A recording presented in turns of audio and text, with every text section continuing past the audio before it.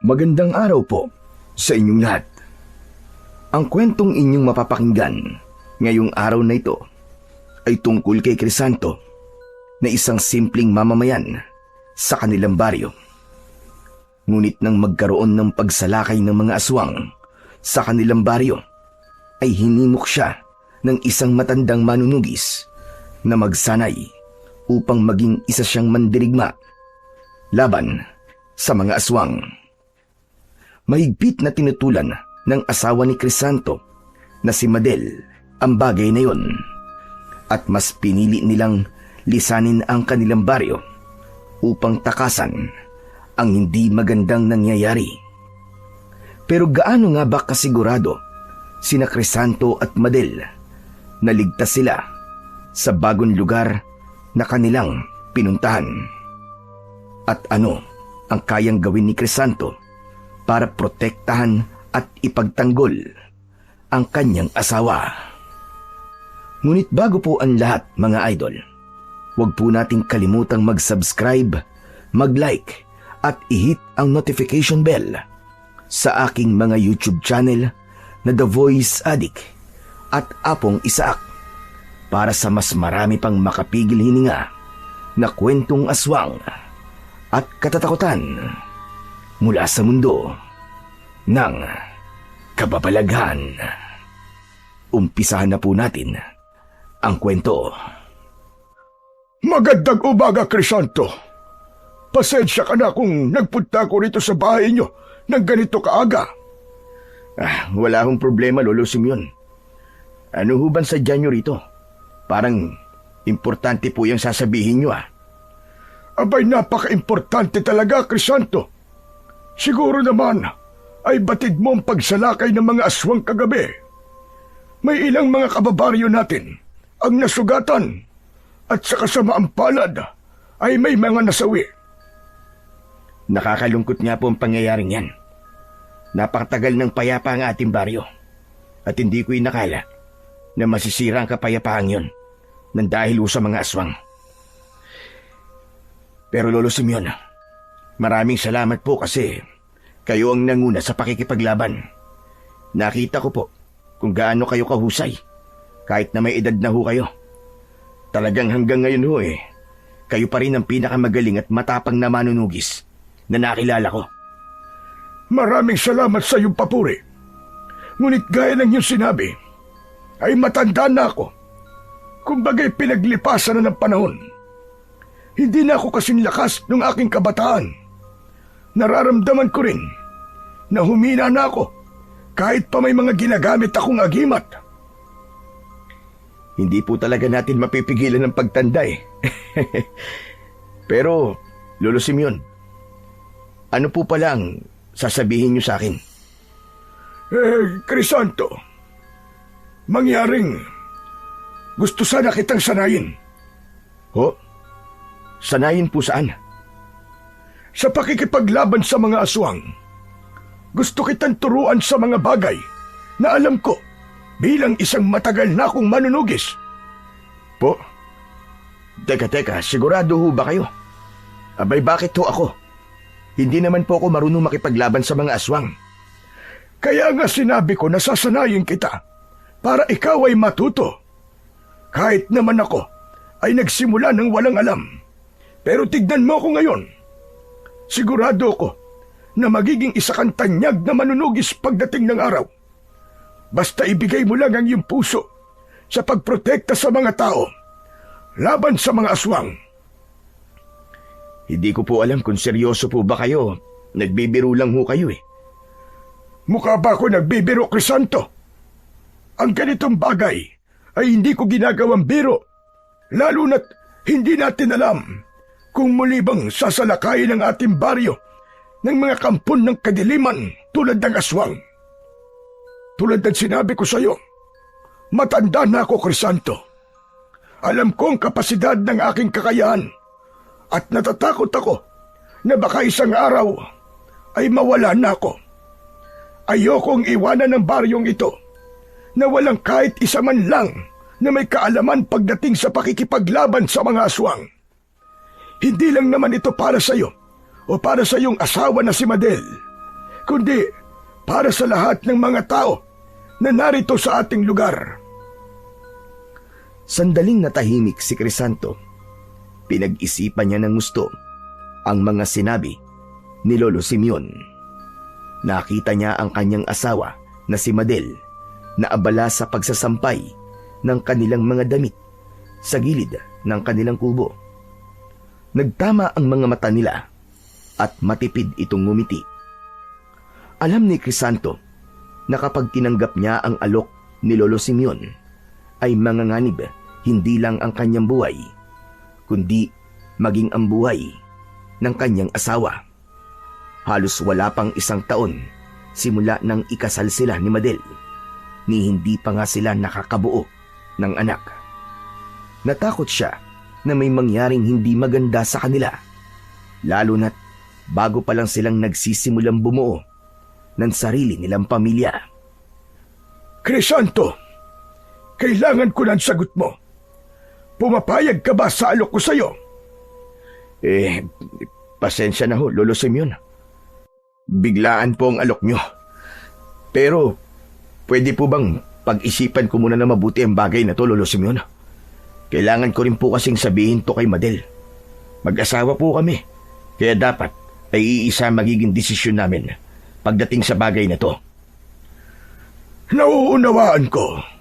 Sige, bibigyan kita ng 1 araw para mag-isip.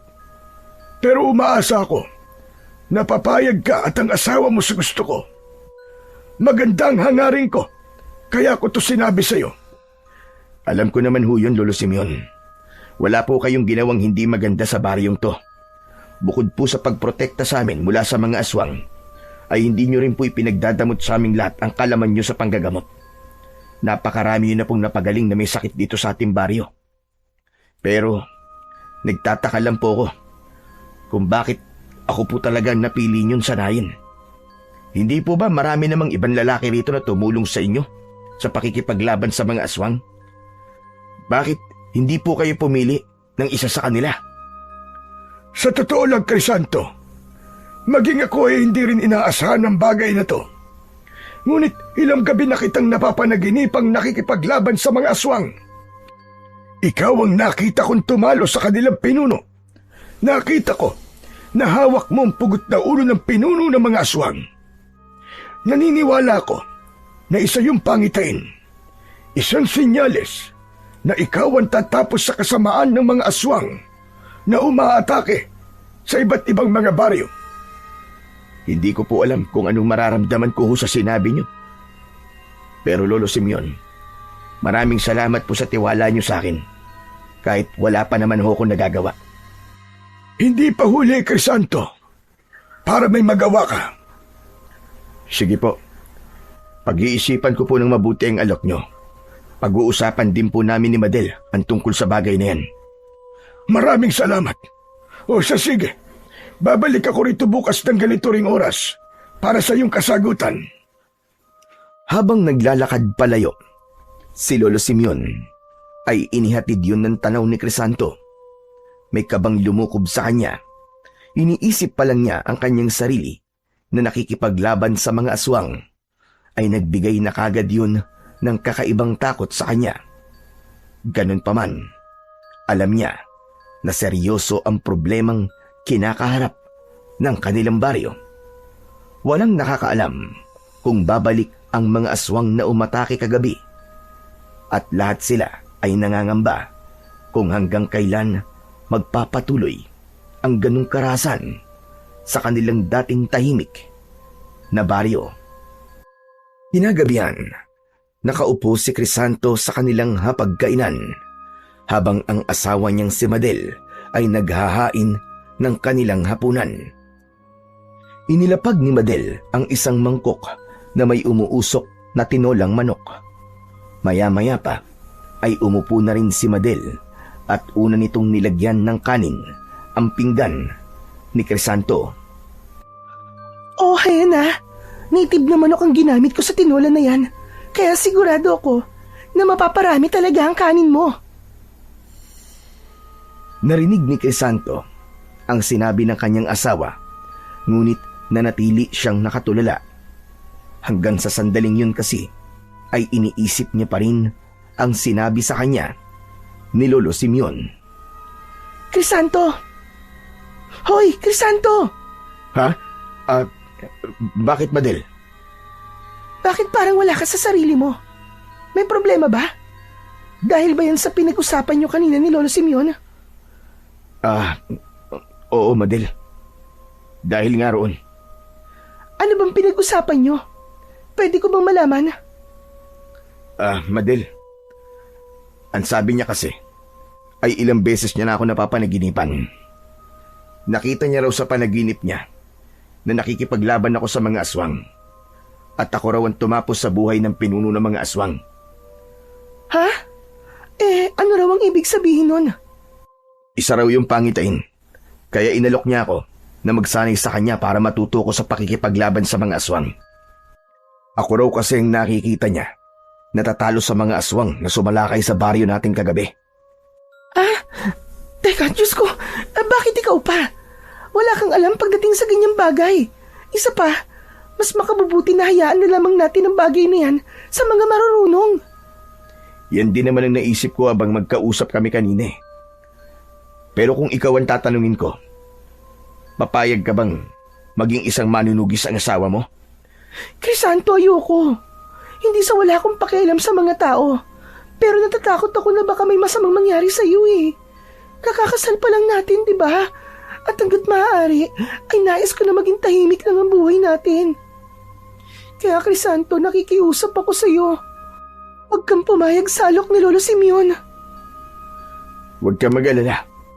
Dahil susundin ko ang desisyon mo na yan. Hindi ako papayag na sanayin ako ni Lolo Simeon para maging isang manunugis. Hinawakan ni Crisanto ang kamay ni Madel na nakapatong sa lamesa at sa kanya ito nginitian. Naniniwala siya na tama lang na wag na silang makialam pagdating sa pakikipaglaban sa mga aswang. Para sa kanya ay mas importante ang pansarili nilang kaligtasan kesa sa ibang bagay. Nang sumunod na araw, gaya ng inasahan ni Crisanto, ay bumalik si Lolo Simeon sa kanilang bahay.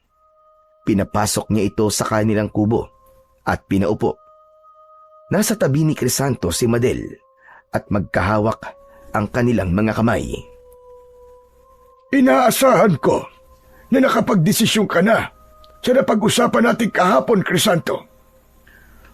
Opo, Lolo Simeon. Ang totoo po niyan, pinag-usapan na po namin ni Madel ang magiging desisyon ko. At iisa po ang desisyon namin mag-asawa. Pasensya na po, pero tinatanggihan ko po ang alok nyo. Pero bakit, Crisanto? Hindi pa ba sapat para sa inyong dalawa na nakita mismo ng inyong mga mata ang pagsalakay ng mga aswang kagabi? Kahit katiting ba na apoy ay walang nagising sa inyong dibdib na siyang magiging dahilan para isipin yung lumaban. Mawalang galang na po. Pero sana po ay respetuhin niyo na lamang po ang aming desisyon. Iniisip lang po namin ang aming kaligtasan. Sana po ay maintindihan niyo po yun, Lolo Simeon. Naiintindihan ko naman yun, Madel. Pero sana ay maintindihan niyo rin na si Crisanto ang nakikita kong tatapos sa kasamaan ng mga aswang. At hindi yun mangyayari kung hindi ko siya sasanayin na maging isang manunugis. Pasensya na po talaga. Pero mas makabubuti po na ipagkatiwala nyo na lamang po sa iba ang ating baryo. Huwag po sa akin na wala talagang kaalam-alam pagdating sa ganyang bagay. Huminga ng malalim si Lolo Simeon. Maya-maya pa ay marahan itong tumango. Naiintindihan ko. Siguro nga ayaw nyo lamang na may mangyaring masama sa inyo. Pero ito ang tandaan nyo. Ang pananahimik, kahit may nakikita kayong mali o kasamaan, ay pagpanig din sa mali at masama.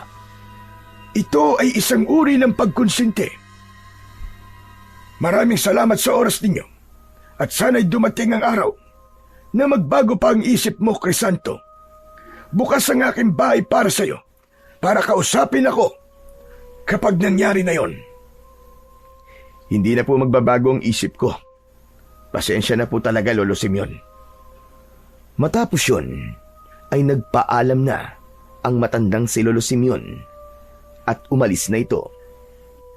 Ilang minuto nang wala si Lolo Simeon, pero nananatiling walang imik sina Crisanto at Madel. May kurot ng konsensyang naramdaman si Crisanto. Saksi sila ni Madel sa sigawan at takot ng mga tao habang inaatake ito ng mga aswang. Nakita nila kung paanong nakipaglaban si Lolo Simeon at ang iba pang mga kalalakihan. At habang nangyayari ang lahat ng yun, ay nasa loob lang sila ng kanilang kubo. Wala silang ginawa para makatulong. Kahit nang may kumatok na matandang babae na humihingi ng tulong sa kanila, ay hindi nila yun pinagbuksan dahil takot silang pasukin ng aswang ang kanilang kubo. Madel, tanong lang, masama ba tayong tao? Bakit mo naman naitanong yan, Crisanto? Masama ba tayo? Kasi habang nahihirapan ang mga tao dito sa baryo natin, ay wala tayong ginawa para tumulong. Dahil wala naman talaga tayong maitutulong sa kanila. Masama ba ako kasi tinanggihan ko ang alok ni Lolo Simeon? Totoo bang kakampi tayo ng mali at kasamaan? Kasi mas pinili natin ang manahimik. Huwag ka mag-isip ng ganyan, Crisanto. Hindi mali na isipin natin ang pansarili nating kaligtasan. Isa pa, wala rin naman tayong maitutulong. Kaya mas makabubuti kung wag na lamang tayo maging pabigat. Hindi tayo masamang tao, Crisanto. Hindi. Hindi alam ni Crisanto kung ano ang mararamdaman niya ng sandaling yon. Pakiramdam niya ay labis na bumaon sa puso niya ang mga huling sinabi ni Lolo Simeon. Inisip na lang niya na tama si Madel. Walang masama kung iisipin nila ang kanilang sarili sa pagkakataong yon. Makalipas ang ilang gabi, ay muling nagkaroon ng pag-atake ng mga aswang sa baryo ni Crisanto.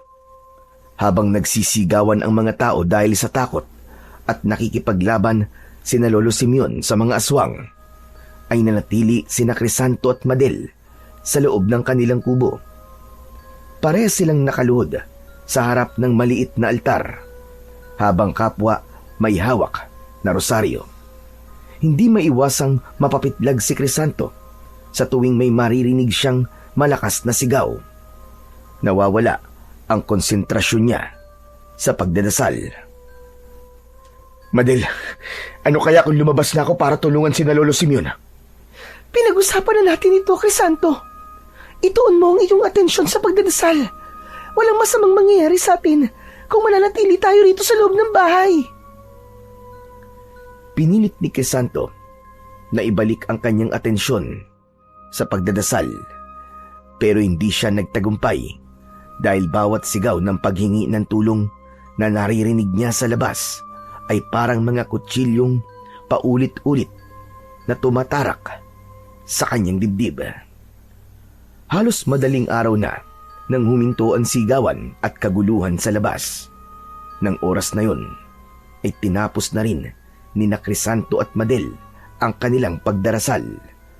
Nanghihinang napaupo si Crisanto habang nakatulala sa kawalan. Si Madel naman ay kumuha ng isang baso ng tubig at inabot yon kay Crisanto. Matapos inumin ni Crisanto ang tubig, ay nababahalang tumingin siya sa kanyang asawa. Madel, lalabas lang ako. Titignan ko ang kalagayan ng mga kababaryo natin. Baka may maitutulong ako sa kanila. Ano ba, Crisanto? Huwag ka na muna lumabas ngayon. Lumabas ka kapag tuluyan ng sumikat ang araw. Hindi natin alam na baka mamaya may aswang pa sa labas kahit tahimik na ang paligid. Sa tingin ko naman wala ng aswang. Kaya ligtas na ang lumabas. Gusto ko lang tumulong sa mga nasugatan. Sige na, payagan mo na ako, Madel. Sige, pumapayag ako pero sandali ka lang ha at babalik ka rin kaagad dito. Pangako, Madel. Babalik agad ako. Nagmamadaling lumabas si Crisanto at sa paglabas niya ng kanilang bakuran ay sumalubong kagad sa kanya ang kalunos-lunos na tanawin. Napakaraming sugatan. Merong mga nakahandusay sa isang tabi. Hindi niya alam kung buhay pa ang mga nakahandusay o patay na. May mga batang umiiyak. Lahat ng yun ay dumurog sa puso ni Crisanto. Pakiramdam niya ay hindi niya nakaya pang magpatuloy sa paglalakad. Hanggang sa lumapit sa kanya si Lolo Simeon. May mga sugat ito habang hawak nito ang isang dugoang itak. Lolo Simeon, ang dami niyo pong sugat. Wala ito. Kaya ko mga sugat na to. Pero ang hindi ko kaya ay ang sakit dahil sa nangyari sa mga tao sa ating baryo. Mas matindi ang naging pag-atake ng mga aswang ngayong gabi. Mas marami ang namatay at nasugatan ngayon. Mas marami rin ang aswang na sumalakay ngayon.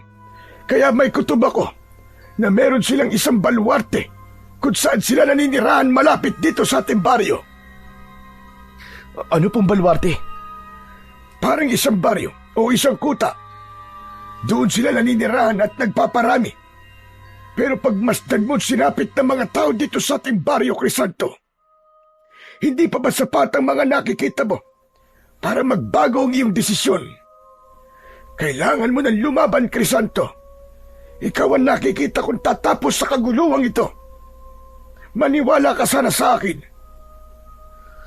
Opo, Lolo Simeon. Masakit para sa akin ang mga nakikita ko ngayon. Pero wag niyo naman po sanang gamitin ang nararamdaman kong ito para ipilit na gawin ko pong isang bagay na labag sa aking kalooban. Pasensya ka na, pero nais ko lang mangyari ang nakita ko sa aking panaginip. Hindi po tayo sigurado kung totoo ho ba na panaginipan niyo tungkol sa akin. Pasensya na po, Lolo Simeon. Pero kailangan ko na pong balikan ang aking asawa. Nagmamadaling naglakad pabalik si Crisanto sa loob ng kanilang kubo. Hindi niya ipinahalata kay Madel ang bigat ng kanyang kalooban nang makita siya nito. Inaya niya na itong matulog, ngunit nang nakahiga na silang mag-asawa ay hindi niya magawang makatulog. Ayaw maalis sa isipan niya ang mga nakita niya kanina sa labas. Nang sumunod na araw, tahimik na nag-aalmusal sina Crisanto at Madel. Halos hindi magalaw-galaw ni Crisanto ang nakahain na pagkain sa kanyang harapan. Crisanto, sa tingin ko hindi pa matatapos ang pagsalakay ng mga aswang dito sa lugar na to. Sa loob lamang ng 2 linggo, ay 2 beses na tayong sinalakay ng mga aswang. At hindi malabong maulit yun. Anong ibig mong sabihin? May pinaplano ka bang gawin? Meron, Crisanto. Ano yun, mahal ko? Aalis na muna tayo sa lugar na to. Ano? At saan naman tayo magpupunta? Sa baryo kung saan ako isinilang. Nakatayo pa rin ang bahay namin. Pwede tayong doon muna manirahan.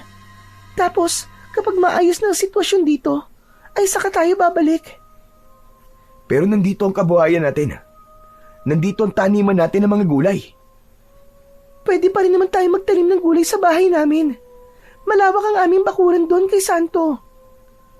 Tsaka, pansamantala lang naman ito. Sinabi ko nga kapag maayos na ang lahat, ay babalik din tayo rito. Isa pa, hindi tayo ang unang gagawa nito. Marami na rin ng mga umalis at lumipat na sa ibang lugar dahil sa pagsalakay ng mga aswang. Pero, makinig ka lang sa akin, Crisanto. Hindi ba dapat nating unahin sa pagkakataong to ay ang ating kaligtasan?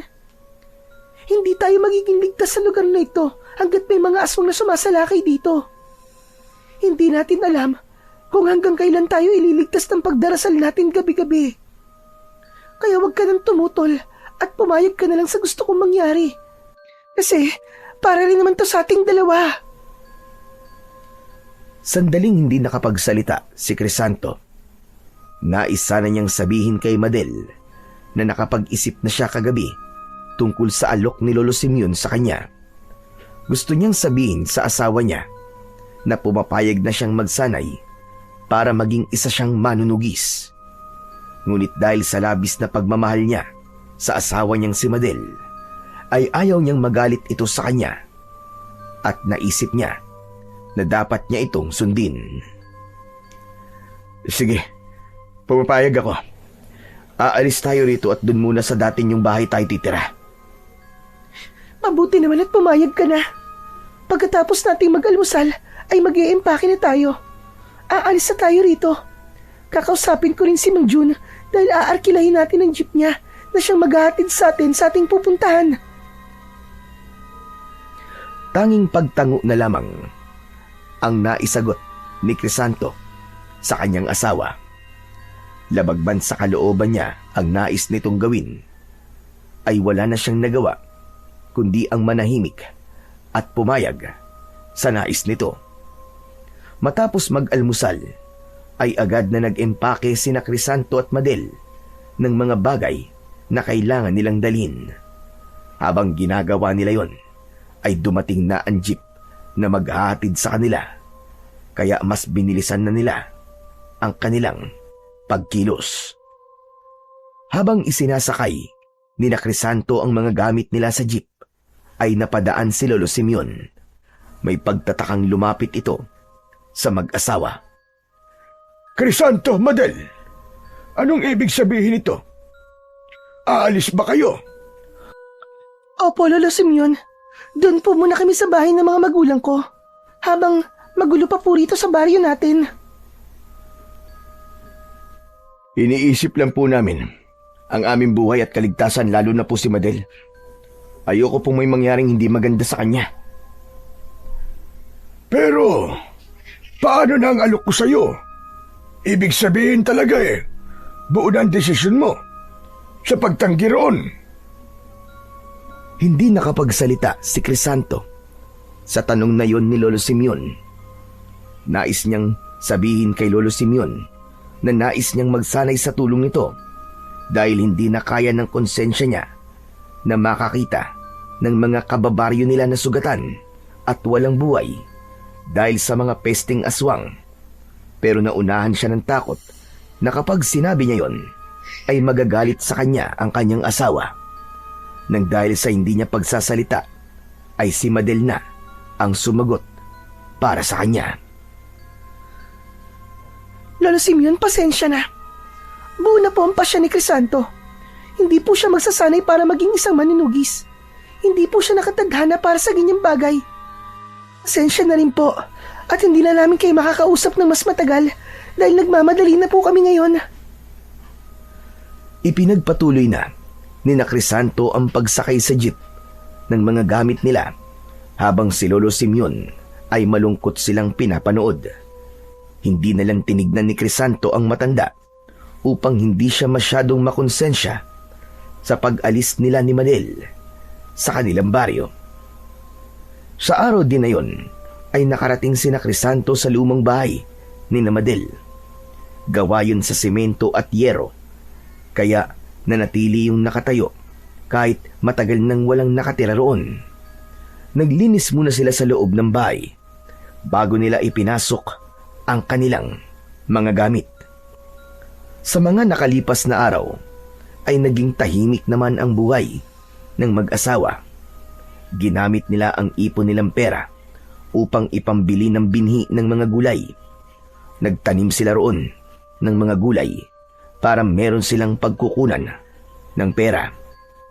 Araw-araw, lalo na bago matulog, ay hindi naiiwasang isipin ni Crisanto kung ano na kaya ang nangyayari sa kanilang baryo. Kaya naman, madalas siyang nakaupo sa labas ng bahay habang nakatanaw sa kawalan. Isang gabi, habang nakaupo si Crisanto sa labas ng bahay, ay biglang tumabi si Madel sa kanya. Crisanto, parang gabi-gabi ka lang nandito bago tayo matulog ah. Iniisip mo ba ang baryo natin? Nakukonsensya kasi ako, Madel. Hindi ko alam pero pakiramdam ko ay dapat tinanggap ko ang alok ni Lolo Simeon. Paano kung tama siya? Paano kung ako nga ang tatapos sa kasamaan ng mga aswang? Kapag gagawin mo yan, ay iiwanan na lamang kita. Hindi ako nagbibiro, Crisanto. Ayokong gabi-gabi ako nag-aalala habang ikaw ay nakikipaglaban sa mga aswang at hindi ko alam kung makakauwi ka pa ba ng buhay. Iniisip ko lang naman ang mga tao sa baryo natin, Madel. Sigurado ko na hanggang ngayon ay umaatake pa rin ang mga aswang doon. Nandun naman si Lolo Simeon. Kilala siya bilang isang mahusay na manunugis. May mga kalalakihan ding tumutulong sa kanya sa pakikipaglaban. Hayaan mo na lang ang bagay na yun sa kanila. Saka hindi ka ba masaya na nasa isang lugar tayo na hindi tayo kinakabahan tuwing sasapit ang gabi? Masaya naman ako, Madel. Masaya ako kasi sigurado ko naligtas tayo rito sa bahay nyo. Pero hindi ko talaga kayang hindi isipin ang baryo natin. Lalo na doon ako isinilang at nagkaisip. Ilang linggo na tayo rito. Pero namimiss ko pa rin ang bahay natin at ang mga tao sa baryo natin. Huwag ka mag-alala, Crisanto. Gaya nga ng sinabi ko sa'yo, ay pansamantala lang naman ito. Kapag okay na rin sa baryo nyo, babalik din naman tayo rin eh. Sa ngayon, alam mo matulog na tayo. Kasi inaantok na ako. Sige na, mauna ka na, Madel. Susunod na lang ako mamaya. O sige, Crisanto. Sumunod ka kagad ha. Kasi maaga tayo magtutungo sa palengke bukas para ibenta yung mga gulay natin. Pumasok na si Madel sa kanilang bahay. At isang malalim na paghinga ang pinakawalan ni Crisanto. Hindi pa rin maalis sa kanya ang pag-aalala para sa kanilang baryo. Sa gitna ng kanyang pag-iisip ay may kakaiba siyang naramdaman sa paligid. Biglang bumigat ang hangin at nagtaasan ang balahibo sa kanyang mga braso. May naamoy siya na napakabaho na parabang nabubulok na karne. Hanggang sa nagulat siya nang marinig ang malakas na pagsigaw ni Madel mula sa loob ng bahay. Crisanto! Crisanto, tulungan mo ako!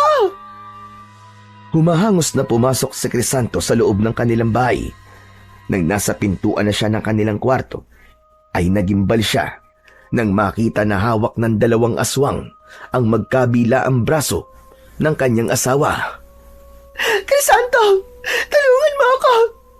Tulungan mo ako! Pakawalan niyo ang asawa ko! Kung hindi, masasaktan kayo sa akin! Nakakalokong tumawa ang mga aswang at mabilis na kiniladkad ng mga yon si Madel. Bago pa makalapit si Crisanto sa mga yon, ay nakalabas na ang mga aswang kasama ang kanyang asawa sa nakabukas na bintana. Nagmamadaling kinuha ni Crisanto ang itak sa kusina. Lumabas siya ng bahay at sumalubong sa kanya ang nakakatakot na tanawin. Napakaraming aswang ang nasa paligid. Karamihan ay may dalang mga babae na pilit na inilalabas ng mga aswang mula sa mga bahay. Sandaling hindi nakagalaw si Crisanto, pero nang maalala niya si Madel, ay doon lang bumalik ang kanyang huwisyo. Tinahak ni Crisanto ang daan sa likod ng kanilang bahay dahil doon niya narinig ang pagsigaw ng kanyang asawa. Madel! Huwag kang mag-alala! Ililigtas kita, mahal ko! Patuloy sa pagtakbo si Crisanto. Wala na siyang pakialam kahit wala siyang sapin sa paa at kahit ilang beses niyang naramdaman ang pagsugat ng kung ano-anong bagay sa kanyang talampakan. Ang tanging nasa utak niya ng mga sandaling yon ay ang mailigtas at mabawi si Madel sa mga aswang na tumangay dito.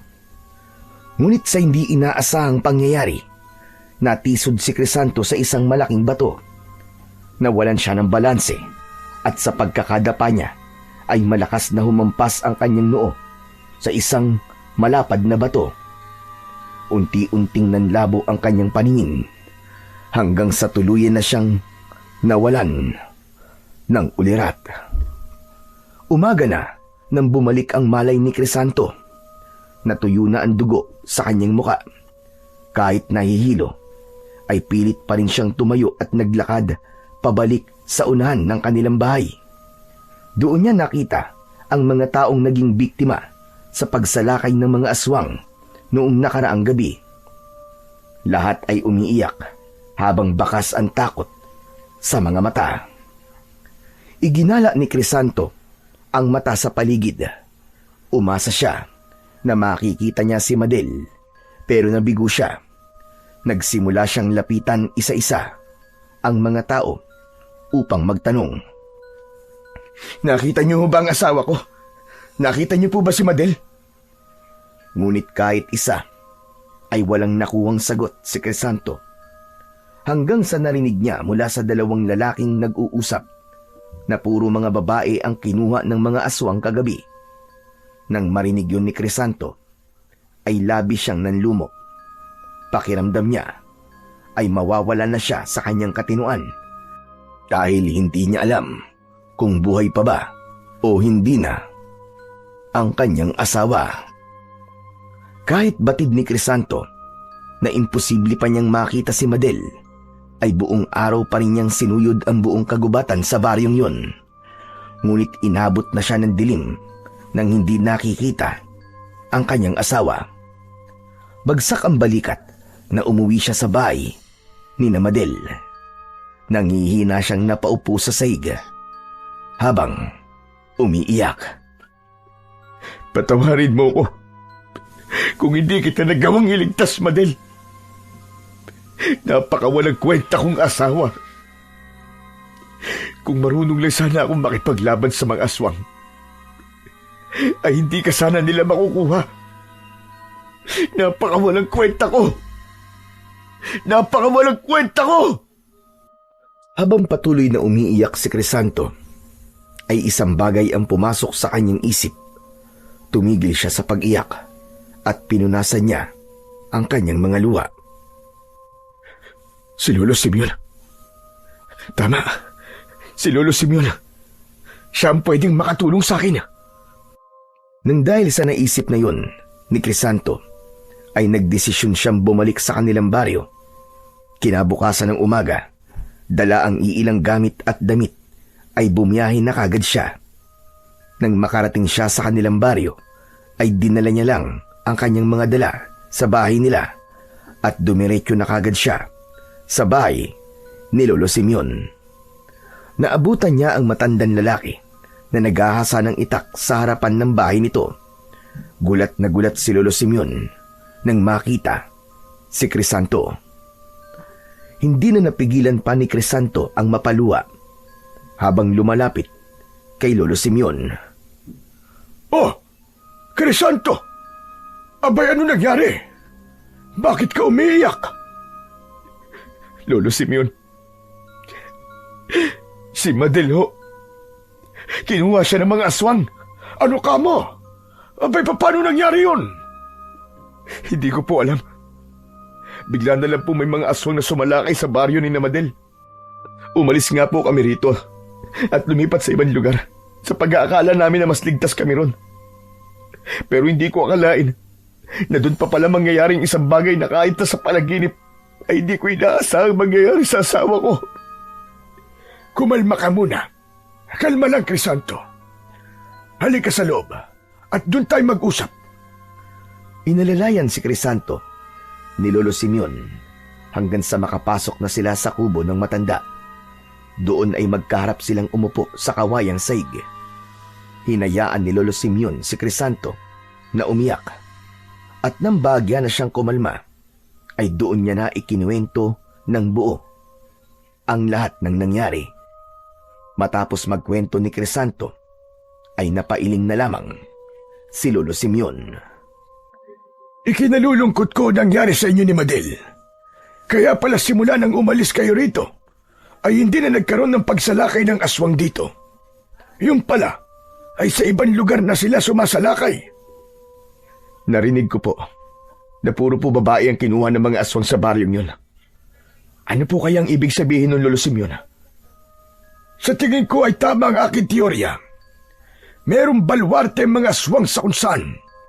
Ang naiisip kong dahilan kung bakit puro babae ang kinukuha ng mga aswang ay dahil gagamitin nila ang mga ito upang makapagparami.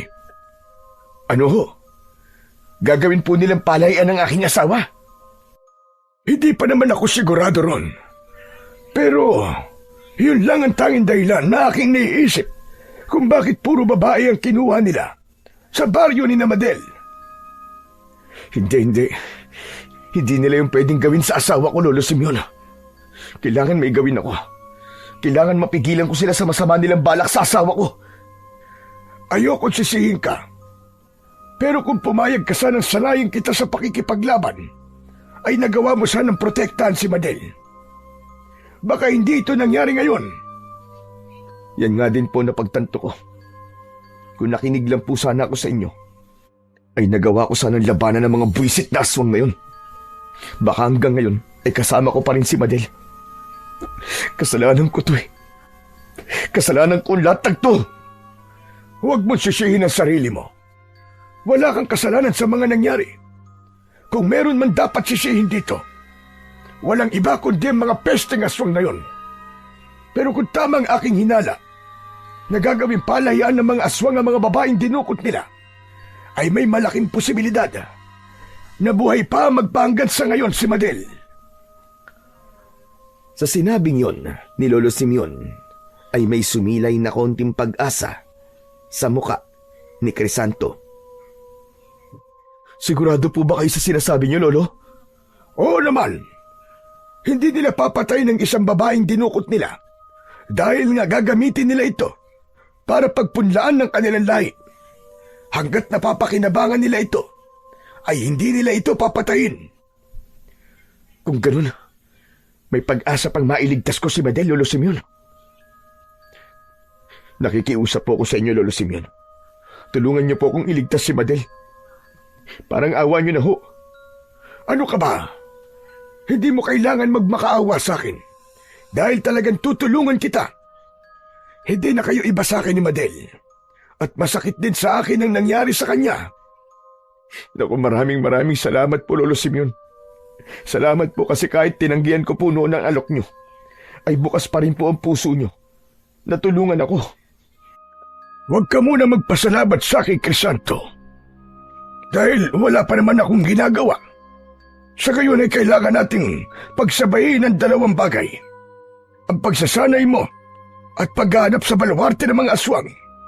Ngunit tandaan mo na kahit malaman natin ang kinaroroonan ng baluarte ng mga aswang, ay hindi ka maaaring gumawa ng kahit nanong hakbang para iligtas si Madel kung hindi ka pa handang makipaglaban. Hindi ka maaaring magpadala sa bugso ng iyong damdamin.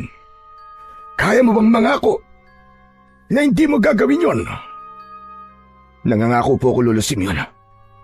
Simula ngayon, ay makikinig po ako sa inyo. Mabuti naman kung ganon.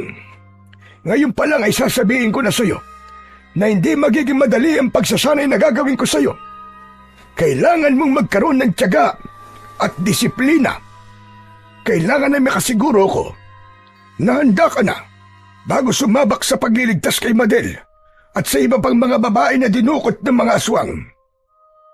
Sa kabila ng takot at lungkot, ay may bumangon na pag-asa sa dibdib ni Crisanto. Ipinagdasal niya na sana ay magtagumpay sila ni Lolo Simeon sa pagliligtas kay Madel.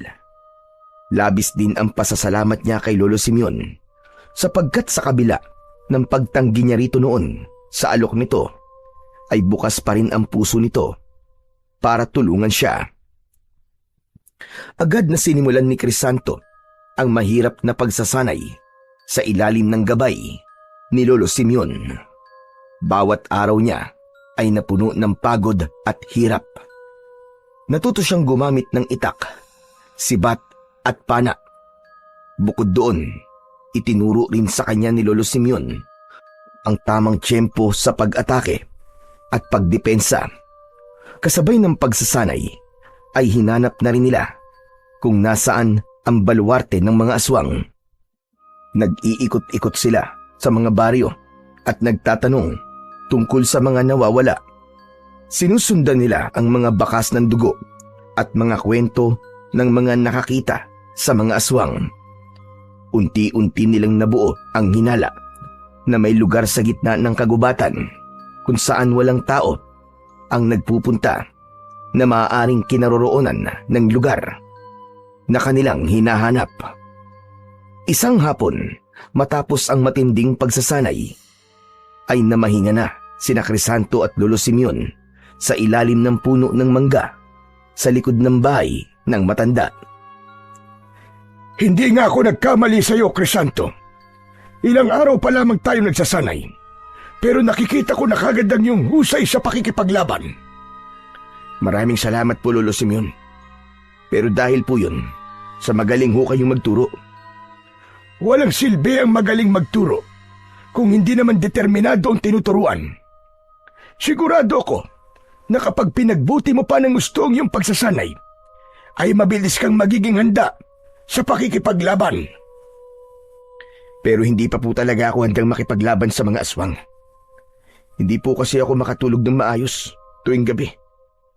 Kasi palagi ko pong naiisip si Madel kung ano na nangyayari sa kanya. Minsan nga po ay napapanaginipan ko na siya na umiiyak at humihingi po ng tulong. Naiintindihan ko na gusto mo nang iligtas ang iyong asawa. Bawat araw at minuto ay mahalaga. Pero hindi ka pa talaga handa. Ayokong isabak ka sa isang laban kung saan alam ko na malaki ang posibilidad na ikaw ay matalo. Isa pa, hindi pa natin alam kung nasaan ang baluarte ng mga aswang. Paano mo sila haharapin kung hindi mo naman alam kung nasaan sila? Ang totoo po niyan, Lolo Simeon. May nakuha po akong impormasyon na tama ang ating hinala. Na nasa pusod ng kagubatan ng kinaroroonan ng mga aswang ang kanilang baluarte. Hindi ko nga lang tiyak ang eksaktong lugar sa gubat. Kung ganon, ay bibigyan natin ng atensyon ang paghahanap sa gubat. Nararamdaman ko na malapit na nating malaman kung saan nagtatago mga walang hiyang aswang na kumuha sa iyong asawa. Nang sumunod na araw, ay magkasamang nagtungo sina Crisanto at Lolo Simeon sa gubat upang hanapin ang baluarte ng mga aswang. Masusi nilang sinuyod ang bawat parte ng gubat. Tumawid sila sa ilog hanggang sa makakita sila ng isang kuweba. Pinasok nila ang naturang kuweba at sa dulo nun ay nagimbal sila nang tumambad sa kanila sa hindi kalayuan ang isang tila maliit na pamayanan sa gitna ng kagubatan. Meron doong mga kubol at mga taong tila normal na namumuhay. Mabilis na nagtago sina Crisanto at Lolo Simeon sa likod ng isang malaking puno. Sa wakas, nagtagumpay na tayo. Nahanap na natin ang baluarte ng mga aswang. Sigurado po ba kayo na yan na po ang hinahanap natin? Wala po akong nakikitang mga aswang . Puro mga tao pong nakikita ko. Huwag ka magpapaninlang sa anyo nila. Umaga ngayon, kaya nasaan yung tao sila Crisanto. Pero kapag sumapit ng gabi, sigurado ko, mag-aanyong aswang sila at sasalakay kung saan baryo. Kung ganun, Lolo Simeon, tara na ho. Umatake na po tayo ngayon. Patayin na natin sila at iligtas na po natin si Madel. Akmang lalabas na sana si Crisanto sa likod ng puno nang maigpit na hinawakan ni Lolo Simeon ang braso niya. Mariing umiling ang matandang lalaki. Huminahon ka muna, Crisanto. Hindi pa ngayon ang tabag oras para sumalakay tayo. Kahit nasaan yung tao sila, ay malakas pa rin sila kumpara sa atin na dadalawa lamang. Kailangan natin ng magandang plano. Hindi porket tinuruan kitang makipaglaban, ay literal na makikipaglaban ka kagad sa mga aswang. Gamitin mo ang utak mo. Hindi ba sabi ko sa'yo, ay huwag ka magpapadala sa bugso ng iyong damdamin dahil yan ang maaaring magpahamak sa iyo. Pero Lolo Simeon, may gitsang linggo na pong nandyan si Madel. Hindi po natin alam kung ano na nangyayari sa kanya o kung buhay pa ba siya. Gaya ng aking sinabi, hindi pa ito ang tamang oras para iligtas siya. Magsanay ka pa dahil hindi ko pa nararamdamang handa ka ng humarap sa mga aswang. Isa pa, kailangan nating mag-isip ng isang solidong plano. Tara na, umalis na tayo rito bago pa may makakita sa atin. Wala nang nagawa si Crisanto kundi ang sumunod kay Lolo Simeon. Labag man sa kalooban niya ang lisanin ang lugar na yon dahil alam niyang abot kamay na niya ang kanyang asawa. Bagkus ay pinili na lang niya na sundin si Lolo Simeon dahil mas alam nito kung ano ang nararapat nilang gawin. Pagsapit ng gabi, nagising si Crisanto na habol ang paghinga. Pinagpapawisan siya ng malapot. Nanginginig ang buo niyang katawan.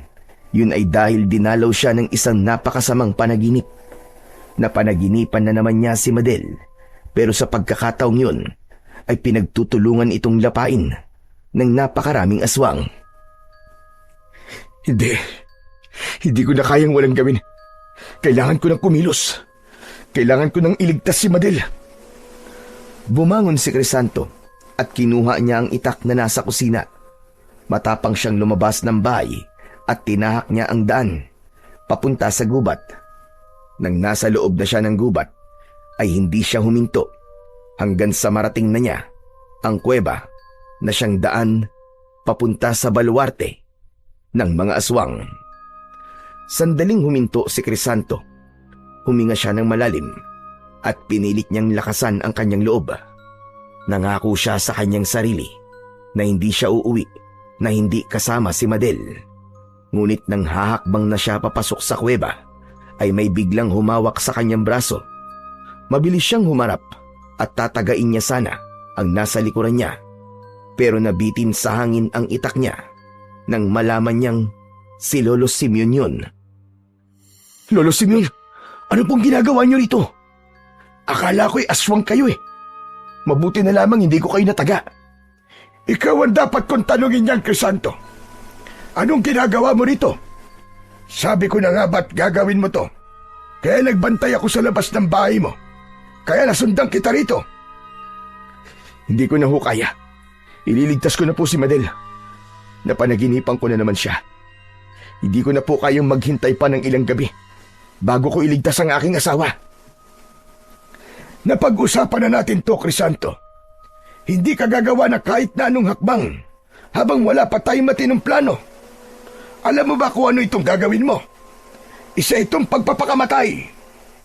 Isipin mo nga, sa oras na mapatay ka ng mga aswang, sino na magliligtas sa asawa mo? Sino magliligtas sa baryo? Sa tingin mo ba, ay kaya kong tulungan si Madel? Hindi! Dahil matanda na ako at hindi ko na kaya makipaglaban pa sa napakaraming aswang. Nang mapagtanto ni Crisanto na mali ang ginawa niya, ay napaiyak siya. Mas tumindi ang pag-aalala niya para kay Madel. Patawad ho. Hindi ko na kasi alam kung ano nangyayari kay Madel eh. Nag-aalala po ako para sa kanya.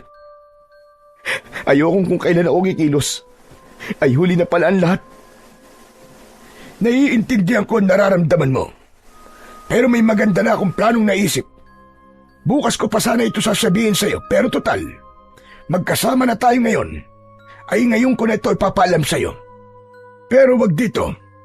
Doon natin ito pag-usapan sa bahay. Pinunasan ni Crisanto ang kanyang mga luwa at saka siya tumango. Sumama siya kay Lolo Simeon sa kubo nito. Pagdating nila doon, ay sinindihan ng matandang lalaki ang gasera at magkaharap silang umupo sa sahig. Nakawayan. Bago niyo po sabihin sa akin ang inyong naisip na plano, ay gusto ko munang humingi ng tawad, Lolo Simeon. Patawarin niyo po ako kung nagpadala po ako sa aking nararamdaman at hindi po ako nag-isip. Ngayon ko lang po napagtanto na maling-mali ang aking ginawa. Huwag kang mag-alala. Hindi naman ako galit sa'yo. Medyo diskumpiyado lang. Pero sana sa susunod ay mag-isip ka muna bago ka gumawa ng kahit na anong hakbang pagdating sa pagliligtas sa iyong asawa. Dahil isang pagkakamali lang, maaaring mabaliwala ang lahat ng ating pinaplano. Oo, Lolo Simeon. Nangangako po ako na simula ngayong gabi ay makikinig na po ako sa inyo. Hindi mo kailangan mangako. Ang gusto ko ay gawin mo at ipakita mo. Ngayon, pag-uusapan na natin kung ano ang planong naisip at nabuo ko. Sige, Lolo Simeon. Makikinig po ako sa inyo.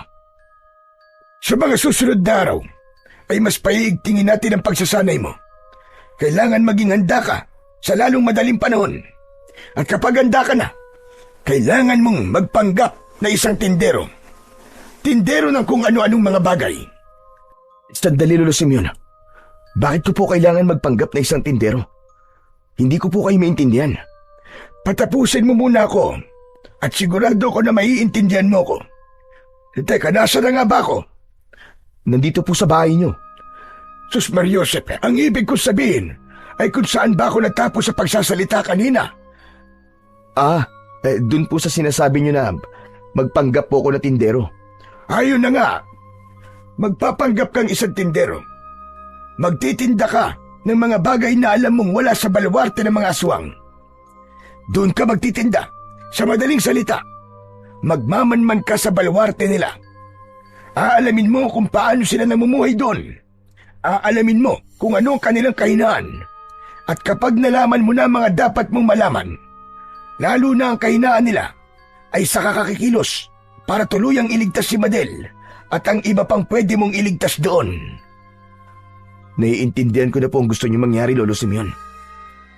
Sa tingin ko po ay magandang plano ang naisip niyo. At handang-handa po akong gawin yan. Naisip ko kasi na dapat ay mabagal pero sigurado ang ating hakbang. Ipagdasal na lang natin na ito ang magiging daan upang mailigtas natin ang iyong asawa at iba pa. Isang malalim na paghinga ang pinakawalan ni Crisanto. May kaba siyang naramdaman pero alam niya na nasa panig nila ang Panginoon, kaya sigurado siyang magtatagumpay sila. Nang mga sumunod na araw, gaya ng sinabi ni Lolo Simeon, ay mas pinaigting na nito ang pagsasanay kay Crisanto.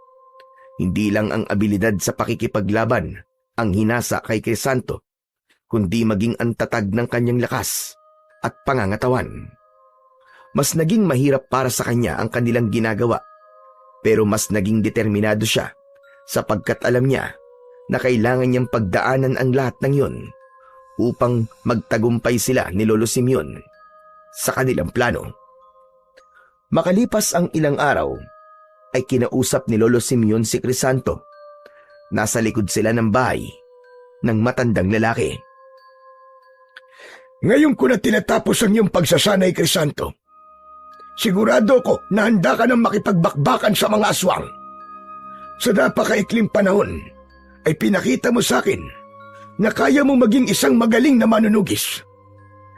Maraming salamat po sa lahat po ng itinuro niyo sa akin, Lolo Simeon. At sa pagiging matyaga po sa kagaya kong baguhan. Walang anuman. Ngayong handa ka na, Crisanto. Kailangan na nating simulan ang iyong pagpapanggap. Bukas ng umaga ay magtutungo ka sa baluarte ng mga aswang. Doon ay magpapanggap kang isang tindero ng mga bagay na kailangan ng mga aswang. Mga damit, gamit sa kusina at kung ano-ano pa. Pagbutihan mo ang iyong pagpapanggap. Nalaman ko kasi na nahihirapan ang mga aswang na makakuha ng mga gamit sa bahay.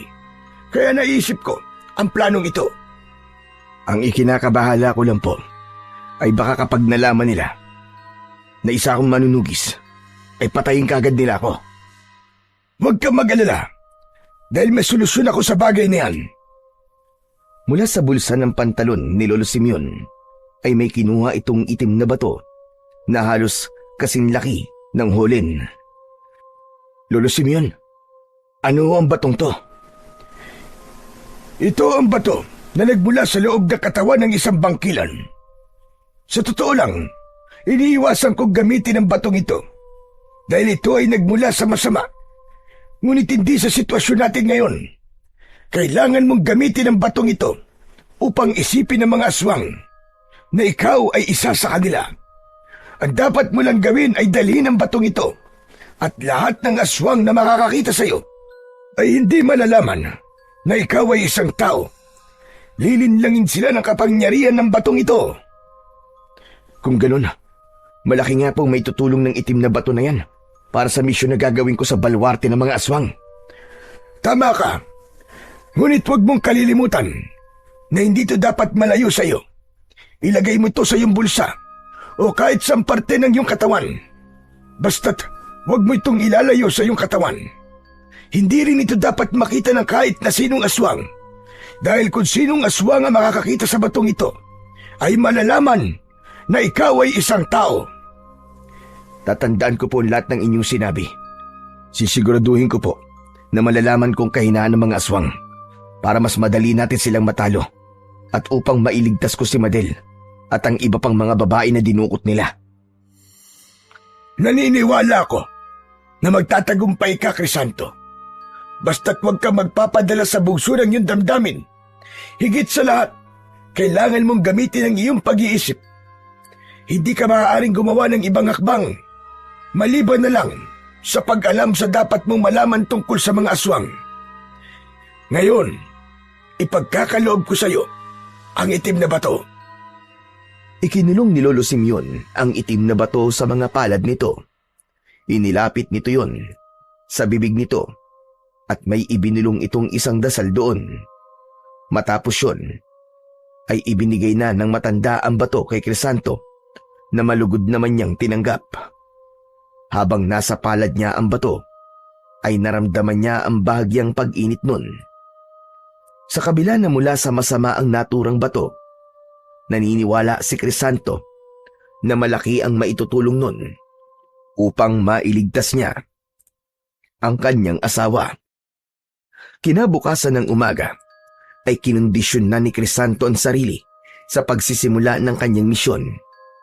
Nagtungo siya sa gubat habang tulak ang isang kariton na puno ng iba't ibang mga gamit. At sa ilalim ng mga gamit na yon ay nakatago ang kanyang itak at mga kagamitan na magagamit niya sa pakikipaglaban gaya ng kerosene, posporo, matalas na itak at kung ano-ano pa. Nakasuot siya ng itim na kamiseta at maong na pantalon. Sa likod ng bulsa ng kanyang pantalon, nakalagay ang itim na bato. Nang makarating na siya sa bukana ng kuweba, ay sandali siyang huminto upang mas lalong palakasin ang kanyang loob. Huwag kang mag-alala, Madel, asawa ko. Konting tiis na lang at maililigtas na kita. Ipinagpatuloy ni Crisanto ang paglalakad hanggang sa nakalabas na siya sa kabilang dulo ng kuweba. Nang natanaw na niya ang baluarte ng mga aswang, ay mas lalong lumakas ang loob niya. Hindi siya pinanghinaan dahil tiwala siya sa kapangyarihan ng itim na bato. At habang nasa kanya yon, ay wala siyang dapat na ikatakot. Nang makarating na si Crisanto sa mismong baluarte ng mga aswang, ay pinilit niyang umakto ng normal kahit lahat ng mga taong naroon ay nakatingin sa kanya. Matalim ang mga mata ng mga yon. Baka may gustong bumili ng mga damit o kung anong gamit sa kusina at sa bahay. Pwede niyong tignan ang mga binibenta ko. Bili na po kayo. Mura lang po ang mga ito. Patuloy sa pagtulak ng kariton si Crisanto. Kahit isa ay wala man lang lumapit sa kanya. Hanggang sa isang matandang babae ang humarang kay Crisanto.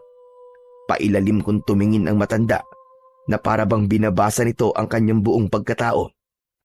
Lumapit ang matanda sa kanya at inamoy nito si Crisanto. Sandali lang. Saan kuta ka nag-aswang nagbula? At ano ang iyong pangalan? Ako po si Crisanto. Wala po akong kinabibilangang kuta o grupo ng mga aswang. Isa lamang po akong pangkaraniwang aswang na nagbebenta ng mga kung ano-ano. At talagang dito mo pa naisipang magtinda. Hindi namin kailangan ng mga tinitinda mo. Isa pa, wala kaming pera rito. Ganun po ba? Eh di kahit ano na lang po ang ibayad nyo sa akin. Gaya ng pagkain. O kaya baka meron kayong ginto dyan. Hayaan nyo na lang po ako magbenta rito. Hindi ako ang magdidesisyon sa bagay na yan. Kung nais mong malayang maglabas-pasok sa aming baluarte, ay kailangan mo magpaalam sa aming pinuno. Meron ho kayong pinuno rito? Anong klaseng aswang ka ba? At hindi mo alam na bawat baluarte ay kailangan ng isang pinuno? Pasensya na ho kayo. Matagal na ho kasi akong mag-isa Kaya hindi ko na po alam ang mga ganyang bagay. Pero maaari niyo po ba akong dalhin sa inyong pinuno upang makapagpaalam ho ko sa kanya? Baka sakali hong payagan niya po ako na magtinda dito sa inyong lugar. Magpasalamat ka dahil hindi oras ng pamamahinga ng aming pinuno. Halika, sumama ka sa akin dahil dadaling kita sa kanyang kubol. Maraming salamat ho. Ano ho palang pangalan niyo? Ang pangalan ko ay Socorro. Tatawagin ko na lang po kayong Aling Socorro. Kung ayos lang po sa inyo. Bahala ka sa buhay mo kung anong itatawag mo sa akin. Naunang naglakad si Aling Socorro at agad namang sumunod dito si Crisanto habang tulak ang kanyang kariton. Pasimple niyang pinagmamasdan ang paligid. Umasa siya na makikita niya si Madel pero nabigo siya. Isang napakalaking puno na nasa gitna ng baluarte ang kanilang nadaanan. Alam ni Crisanto na yun ay isang puno ng balete. Habang tinitignan niya ang puno, ay may kakaibang kilabot siyang naramdaman. Napakalaking puno naman po nun, Aling Socorro. Huwag mo pansinin yan at huwag mo ring hahawakan. Sandali nga, huwag na nga kung ano-ano pa sinasabi mo at sundan mo na lamang ako. Hindi na muling nagsalita pa si Crisanto. Naramdaman niya na may kakaiba sa puno na yun at naisip niya na isa yun sa kailangan niyang alamin. Huminto si Crisanto sa labas ng pinakamalaking kubol na naroon. Sinabi ni Aling Socorro na maghintay lang si Crisanto sa labas dahil tatanungin muna nito ang pinuno ng mga aswang na si Olmario. Habang naghihintay sa labas ng kubol ay ipinagpatuloy ni Crisanto ang kanyang pagmamasid sa buong paligid. Hindi nagtagal ay lumabas na si Aling Socorro at sinabi nito na maaari nang pumasok si Crisanto upang kausapin si Olmario. Walang kabang pumasok si Crisanto sa malaking kubol. Sa loob ay agad niyang nakita ang isang matangkad na lalaki na may malaking pangangatawan. Mabalasik ang muka ng lalaki. Nakaupo yun sa upuang yari sa kawayan. Sa paanan nito ay may mga bungo na tinatapakan lang nito. Kakaiba ang amoy sa loob ng kubol. Malansa na sinamahan ng amoy ng nabubulok na karne. Agad na yumukod si Crisanto bilang pagbibigay ng galang kay Olmario. Magandang araw po sa inyo, Pinunong Olmario. Ako po si Crisanto. Isa po akong tindero ng mga kung ano-anong gamit. Nagpupunta po ako sa iba't ibang kuta o baluarte ng mga aswang para magbenta po ng mga gamit na magagamit po ng mga kapwa ko aswang. Nagkamali kaya yata ng kuta na pinuntahan dahil hindi namin kailangan ng tindero rito. Hindi namin kailangan ng kahit na anong gamit para mabuhay. Mas makabubuti kung ibang kuta na lamang ang puntahan mo. Pero mahal na pinuno, may mga gamit po akong dala at mga kasuotan na baka inyo pong magustuhan.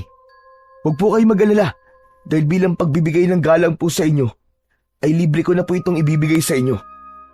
Kahit ang kapalit po ay ang pananatili ko lang rito ng ilang araw dahil wala po talaga ako matutuluyan Pagbibigyan kita.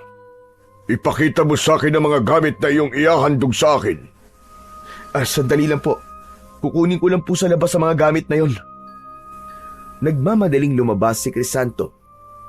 Biglaan ang pangyayaring yon, kaya hindi niya alam kung anong gamit ang maaari niyang ibigay kay Olmario na sigurado siyang magugustuhan ito.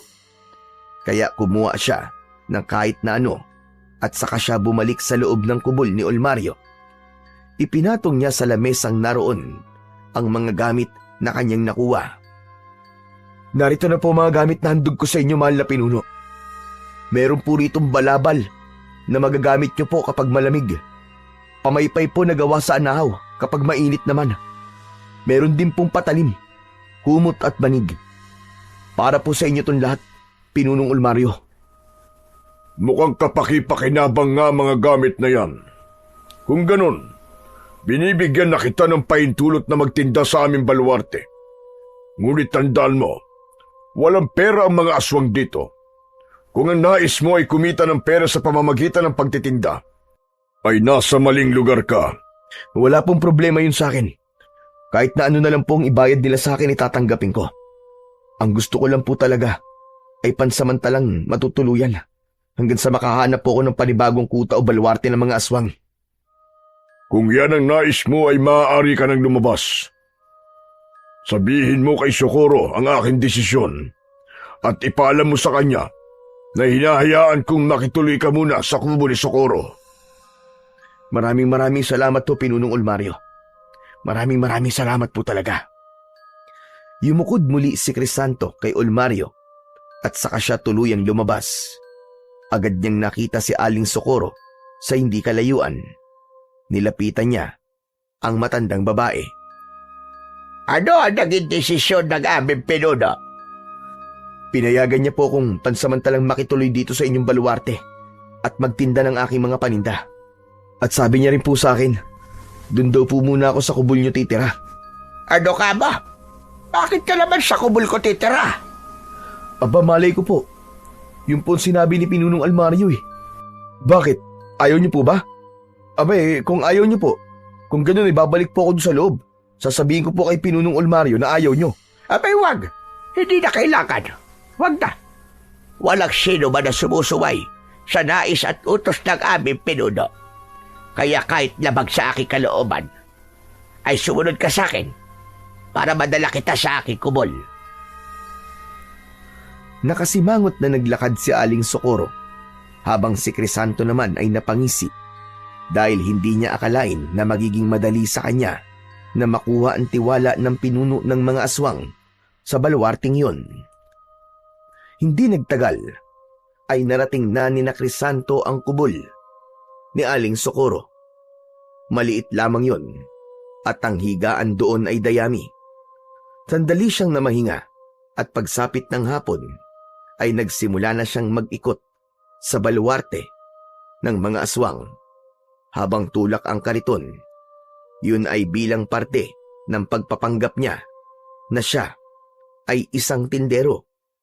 May ilan na bumili sa kanya at kung ano-ano ang ibinayad sa kanya. May nagbayad ng mga kakaibang bato, ilang piraso ng prutas at kung ano-anong bagay na hindi naman niya mapapakinabangan.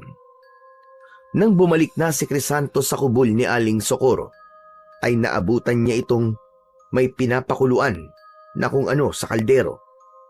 Nang silipi niya ang kaldero ay nagimbal siya dahil meron doong nakalutang na daliri ng tao. Pinilit niyang maging kaswal upang hindi makahalata ang matandang aswang.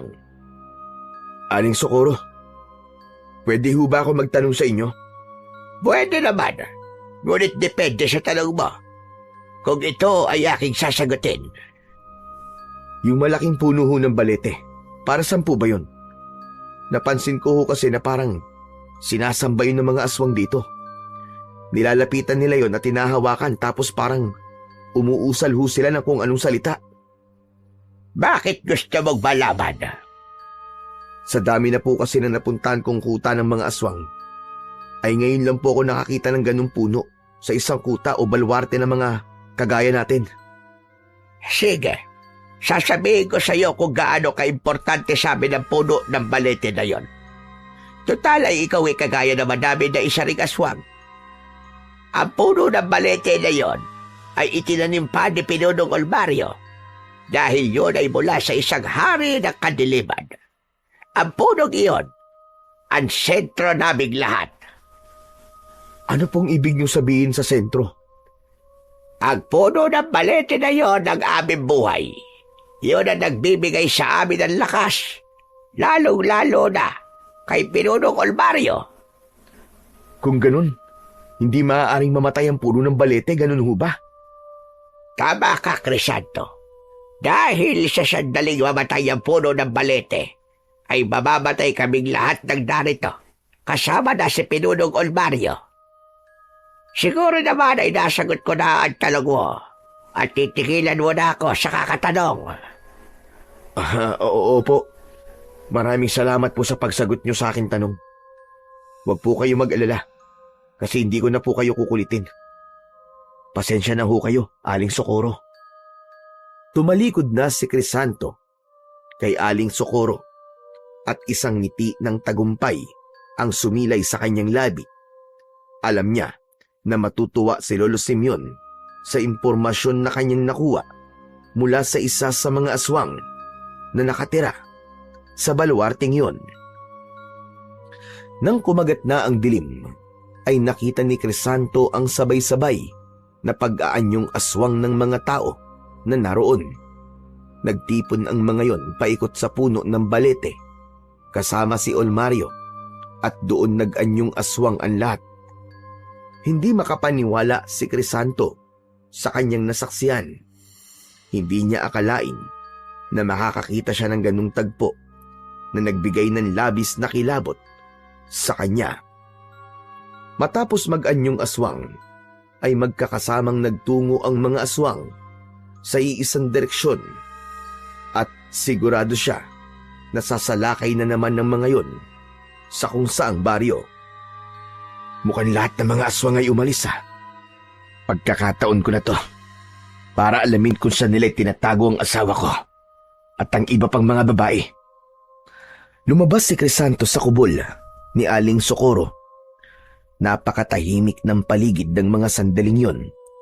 Sinuyod niya ang lahat ng sulok ng baluarte ng mga aswang. Ngunit bigo siyang makita si Madel. Ngunit hindi siya sumuko. Nagpatuloy siya sa paghahanap hanggang sa napadaan siya sa kubol ni Olmario. Hindi niya alam pero tila may boses na nagbulong sa kanya na pumasok siya roon. Walang pagdadalawang isip na pumasok si Crisanto sa kubol ni Olmario. Iginala niya ang paningin niya sa kabuuan ng kubol. Mukhang wala namang kakaiba rito. Saka imposibleng nandito ang mga dinukot nilang mga babae. Kailangan ko maghanap ng mas mabuti sa ibang parte ng baluarteng ito. Lalabas na sana si Crisanto pero napahinto siya nang may narinig siyang impit na pag-iyak. Pinakinggan niya ng mabuti kung saan yun nanggagaling at napagtanto niya na nagmumula ang pag-iyak sa ilalim ng lupa. Lumuhod si Crisanto at kinapa niya ang dayami na nasa lupa hanggang sa may nakapasyang tila kahoy na natatakpan ng makapal na dayami. Hinawi niya ang dayami at doon niya nakita ang isang parisukat na tabla. Nanginginig ang mga kamay na iniangat niya ang tabla at isang hukay ang kanyang nakita. Sumilip siya sa hukay at nagimbal siya nang makita niya na may mga babaeng nasa hukay. Nagsisiksikan ng mga yon at bakas sa muka ng lahat ang labis na panghihina. Anong ginagawa mo rito? Nagulat si Crisanto nang marinig niya ang boses ni Aling Socorro. Natataranta niyang ibinalik ang takip ng hukay at saka siya tumayo. Naghihinalang naglakad naman si Aling Socorro palapit kay Crisanto. Aling Socorro, ano pong ginagawa niyo rito? Hindi po ba sumama po kayo sa ibang mga aswang para sumalakay sa isang baryo? Hindi ako pinasama ni Pinunong Olmario sa pagsalakay. Dahil bukod sa matanda na ako, ay kailangan kong magbantay dito sa aming baluarte mula sa mga magtatangka na hindi maganda sa lugar na ito. Ngayon, ikaw naman ang sumagot sa tanong ko. Anong ginagawa mo rito? Pasensya na ho. Naiinip po kasi ako kaya nag-ikot-ikot ako. Yung mga babae ho sa hukay, sino po sila? Sila ang iaalay sa puno ng balete bukas ng gabi. Dahil kabilugan ng buwan. Tuwing bilog ang buwan, ay kailangan mag-alay ng dugo ng 13 babae sa puno ng balete para patuloy itong magbigay sa amin ng kalakasan. Yung mga babae? Hindi niyo po ba sila ginagawang palayan para mas dumami po ang mga aswang dito?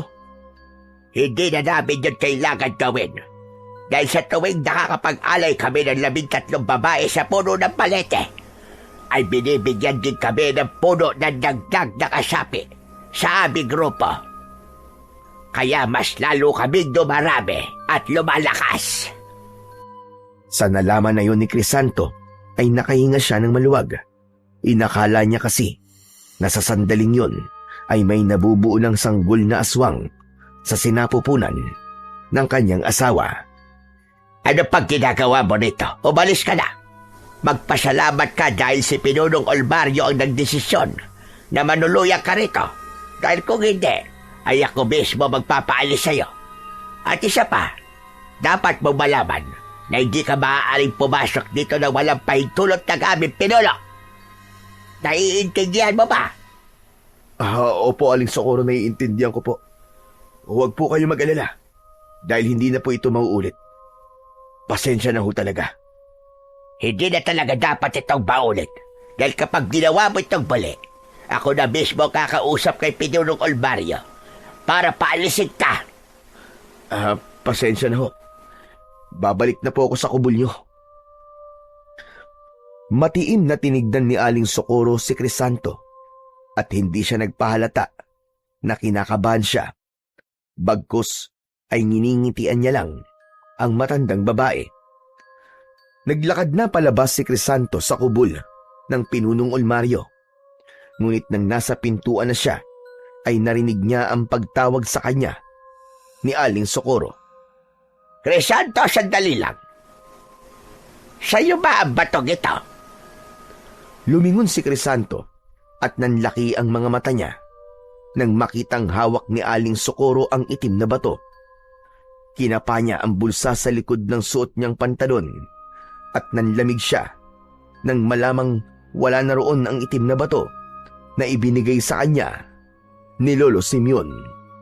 Nagkaroon siya ng hinala na noong lumuod siya kanina at binuksan niya ang takip ng hukay ay nahulog ang batong yun nang hindi niya namamalayan. Naisip ni Crisanto na bawiin kay Aling Socorro ang itim na bato, ngunit naalala niya na kapag may ibang aswang na nakakita sa itim na bato ay malalaman na nito na isa talaga siyang tao. Hanggang sa gumuhit ang galit sa mukha ni Aling Socorro, sa isang kisap mata ay nag-anyo itong aswang. Itinapon nito ang bato sa kung saan at malakas itong umangil. Nililag mo kami. Hindi ka isang aswang. Isa kang tao. Kaya pala mabigat ang pakiramdam ko sa iyong hayop ka. Anong ginagawa mo rito? Napakalakas naman ang loob mong pasukin ang aming baluarte. Hayop ka rin! Nandito ako para iligtas ang aking asawa at ang iba pang mga babae na dinukot nyo.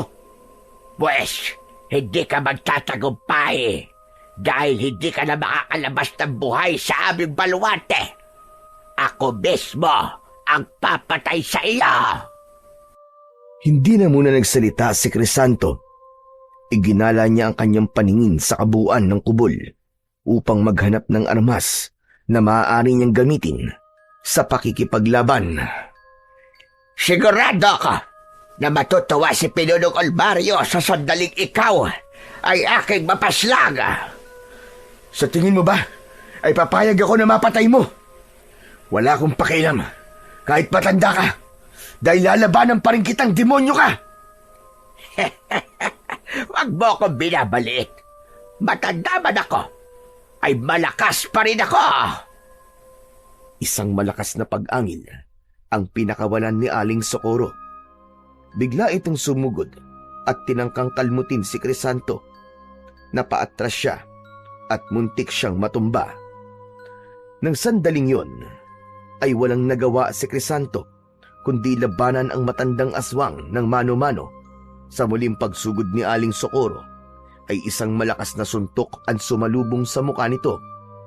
Nahilo ang aswang at saka nito ipinilig ang ulo.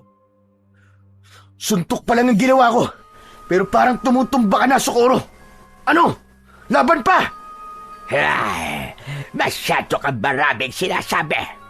Ngayon, tikman mo ang aking bangis at galit.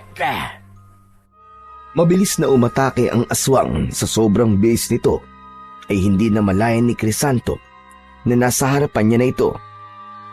Itinaas ng aswang ang mga kamay nito at nang akmang kakalmutin nito si Crisanto sa muka, ay agad niyang isinangga ang kanyang braso.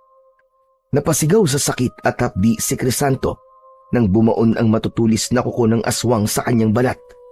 Dumaloy mula roon ang dugo, pero hindi siya nagpatinag hanggang sa nakita niya sa lamesa ang patalim na ibinigay niya kay Olmario.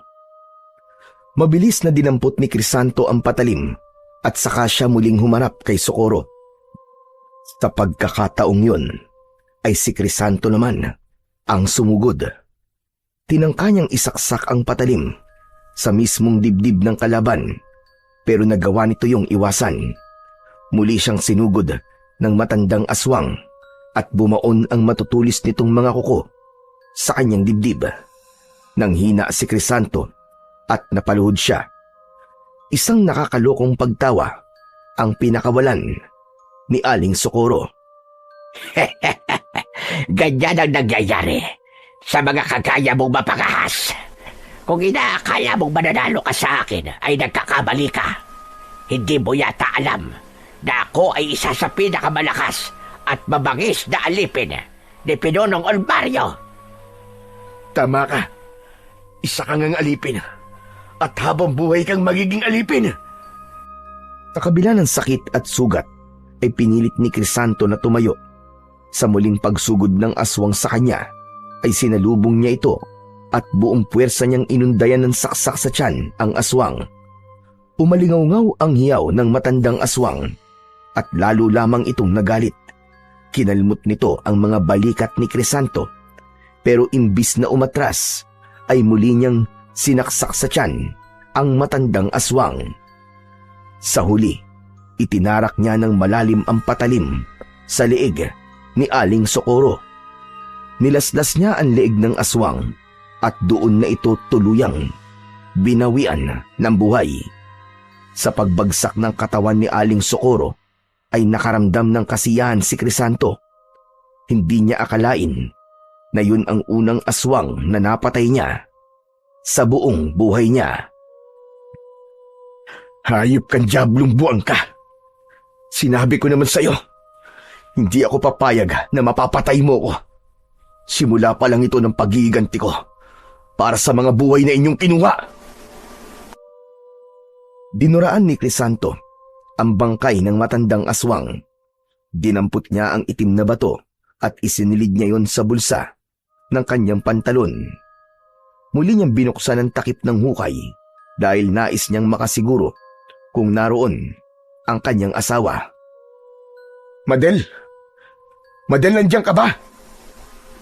Crisanto? Crisanto, ikaw ba yan? Ako nga ito, Madel. Huwag ka mag-alala dahil ililigtas ko kayo. Salamat sa Diyos. Akala ko dito na ako mamamatay, Crisanto. Palabasin mo na kami rito. Alam ko, Madel, na gusto niyo na makalaya sa hukay na yan. Pero kailangan niyo magtiis ng konti. Kailangan ko makasiguro na mapapatay ko ang lahat ng aswang sa balwarting ito bago ko kayo palayain dyan. Basta, huwag kayong mag-iingay. Pangako, babalikan ko kayo. Pero, marami sila, Crisanto. May mga kasama ka ba? Wala. Ako lang mag-isa. Ano? Huwag ka mag-alala. Magtiwala ka lang sa akin, mahal ko. Pangako, ililigtas ko kayong lahat. Narinig ni Crisanto ang pag-iyak ng iba pang mga babaeng kasama ng kanyang asawa. Kahit hindi niya nakikita si Madel at boses lamang nito ang kanyang narinig, ay sapat na yon para mabunutan siya ng tinik sa dibdib. Napakasaya niya dahil buhay pa ang kanyang mahal na asawa. Nagpaalam na si Crisanto kay Madel. Ibinalik niya ang takip ng hukay at saka siya lumabas ng kubol ni Olmario. Ang totoo, hindi niya inasahan na mangyayari ang lahat ng yon. Wala siyang plano na mag-isang labanan ang mga aswang dahil ang dapat na gagawin niya ay sasabihin muna niya kay Lolo Simeon ang mga nalaman niya bago siya gumawa ng anumang hakbang. Pero nagbago na ang kanyang plano dahil natuklasan ni Aling Socorro ang kanyang pagpapanggap. Kailangan ko ng bilisan ang aking kilos. Dahil baka bumalik na ang mga aswang. Dapat ay magawa ko ng dapat kong gawin bago pa sila bumalik. Nagmamadaling nagtungo si Crisanto sa kubol ni Aling Socorro. Nilapitan niya ang kanyang kariton at inalis niya ang mga gamit na naroon. Hanggang sa nakita niya ang kanyang itak. Isinabit niya yon sa kanyang bewang. Sunod niyang kinuha ang isang galon ng kerosene at posporo. Gagamitin ko sana kayo para sunugin ang baluarteng ito. Pero sa ibang paraan ko na kayo gagamitin ngayon. Malalaki ang mga akbang na naglakad si Crisanto patungo sa puno ng balete na nasa gitna ng baluarte ng mga aswang. Matiim niyang tinignan ang puno. Ikaw ang nagbibigay ng lakas sa mga aswang na narito. Kaya ikaw ang dapat kong pabagsakin. Maraming salamat kay Socorro dahil sinabi niya sa akin kung gaano ka kaimportante sa mga aswang na nasa baluarteng ito. Inalis ni Crisanto ang takip ng galon at ibinuhos niya ang laman nun sa katawan ng puno ng balete. Habang ginagawa niya yon, ay inisip niya ang mga taong pinatay ng aswang sa kanilang baryo. Bumalik sa alaala niya ang gabing dinukot ng mga aswang ang kanyang asawang si Madel. Nang maubos ang laman ng galon, ay nanghihina siyang napaupo sa tabi ng puno ng balete. Ramdam niya ang sakit at hapdi ng mga sugat na natamo niya mula sa pakikipaglaban sa matandang aswang na si Aling Socorro. Pero alam niya na hindi yun ang oras para siya ay sumuko dahil abot kamay na niya ang tagumpay. Matyagang naghintay si Crisanto sa pagbabalik ni Naol Mario at ng mga aswang. Kung tutuusin, pwede niya nang sunugin ang puno ng balete pero nais niyang makita mismo ng mga mata niya ang pagkamatay ng mga aswang na nagdulot ng takot at kamatayan hindi lang sa kanilang baryo kundi maging sa iba pang mga lugar. Hindi nagtagal ay naramdaman niya ang mga aswang na paparating. Tumayo siya at mahigpit na hinawakan ng posporo na nasa kanyang kamay. Maya-maya pa ay dumating na ang mga aswang kasama si Olmario. Nagulat si Olmario nang makitang duguan si Crisanto. Anong nangyari rito? Bakit sugatan ka? Gusto mo ba talagang malaman kung bakit? Dahil nakipaglaban ako kay Socorro. Ang matandang aswang na yun. Hindi ko akalain na malakas pala siya. Pero hindi pa rin siya umubra sa akin. Anong ibig mo sabihin? Nasaan si Socorro? Anong ginawa mo sa kanya? Nandun siya sa loob ng napakabaho mong kubol. Wala na siya. Pinatay ko na ang isa sa mga tapat mong alipin. Walang hiya ka. Ano't ginawa mo yun sa'yo kapwa aswang? Isa kang traidor! Ako? Aswang? Nagkakamali ka. Hindi ako kagaya nyo. Ngayon, ipapakita ko sa inyo kung sino talaga ako. Mula sa bulsa ng pantalon ay kinuha ni Crisanto ang itim na bato. Itinaas niya yon upang masiguro niya na makikita yon ng lahat ng aswang na nasa kanyang harapan. Pagmasdan yung lahat ng itim na batong hawak ko para malaman nyo na hindi ako isang aswang na katulad nyo. Anong kalokohan ito? Hindi ka nga isang aswang. Isa kang tao. Isa kang manlilinlang. Tama ka, Olmario. At itong taong nasa inyong harapan ang magpapabagsak sa inyong lahat. Napakalakas naman ang iyong loob. Pumasok ka sa baluarte ng mga aswang at ginamit mo ang batong yan para linlangan kami. Tapos ngayon ay ipinaalam mo sa amin na ikaw ay isang tao. Nais mo namang mamatay. Sa tingin mo ba ay may laban ka sa dami namin? Nahihibang ka na. Siguro nga'y wala akong laban sa inyong lahat dahil mag-isa lang ako. Pero alam ko kung anong kainaan yung lahat. At yun ay walang iba kundi ang puno ng balete na nasa aking likuran. Oh, bakit parang bigla kang kinabahan ha, Olmario? Paano mo nalaman ang tungkol sa bagay na yan? Sisihin mo si Socorro. Siyang nagsabi sa akin ng lahat. Hindi. Huwag mong susubukan na galawin ang puno na yan. Bibigyan kita ng pagkakataong mabuhay, Crisanto. Umalis ka na sa aming baluarte. At huwag ka nang babalik dito. Kahit kailan. At bakit ko naman gagawin yon? Nandito na ako para sa pagkakataon na pabagsakin ang inyong kasamaan. Kaya hindi ko na yung pakakawalan pa. Hayop ka. Kayo ang hayop! Lalong-lalo ka na, Ulmario. Dahil pinamumunuan mo ang isang grupo ng mga aswang na walang ginawa kundi ang pumatay ng mga inosenteng tao. Ang dapat sa inyo ay binubura na sa mundo. Ngayon, harapin nyo na ang katapusan nyo! Umuha ng isang piraso ng posporo si Crisanto at agad niya yung sinindihan. Labis ang kanyang sayang nararamdaman nang makita niya ang takot sa mukha ni Ulmario at ng lahat ng aswang. Huwag niyong hayaan na wasakin ang taong yan ang puno ng balete! Patayin niyo siya! Patayin niyo! Sabay-sabay na sumugod ang mga aswang palapit kay Crisanto. Isang nakakalokong ngisi naman ang pinakawalan ni Crisanto habang diretso siyang nakatingin kay Ulmario. Hindi siya natinag sa kanyang kinatatayuan at walang pagdadalawang isip na itinapon niya ang palito ng posporo na may sindi. Nang dumikit ang apoy nun sa ugat ng puno ng balete, ay mabilis na nilamon ng apoy ang puno. Naglalagablab ang puno na parabang isa yung halimaw na nilalamon ang kapwa nito halimaw. Hindi maaari! Ang puno! Hindi yan maaaring masunog! Isa-isang bumagsak ang mga aswang na naroon at hindi man lang nakalapit ang mga yon kay Crisanto. Kasabay ng pagbagsak ng mga aswang ay biglang nilamon ng apoy ang katawan ng mga ito. Si Ulmario na nagtangkang lumapit kay Crisanto ay napaluhod sa lupa. Maging ang katawan nito ay nagliyab mula ulo hanggang paa. Ang dating makapangyarihang pinuno ay sumigaw sa labis na sakit at galit. Sa isang kisap mata ay naging abo ang lahat ng aswang na kanina ay nasa harapan lang ni Crisanto. Hindi siya makapaniwala na nagawa niyang pabagsakin ang isang baluarte ng mga aswang. Napakadali niyo naman palang talunin. Hindi ko man lang nagamit sa inyo ang natutunan ko kay Lolo Simeon. Nang sandaling yon ay naalala ni Crisanto si Madel at ang iba pang mga babae na nakakulong sa hukay. Sa kubol ni Ulmario, binalikan niya ang mga yon at inalis niya ang takip sa hukay. Mula sa hukay ay narinig niya ang boses ni Madel.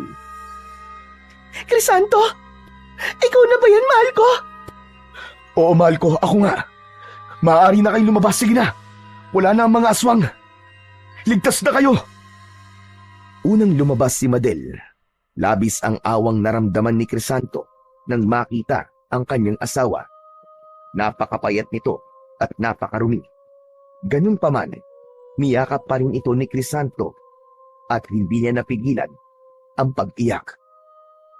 Asawa ko, salamat sa Diyos at buhay ka.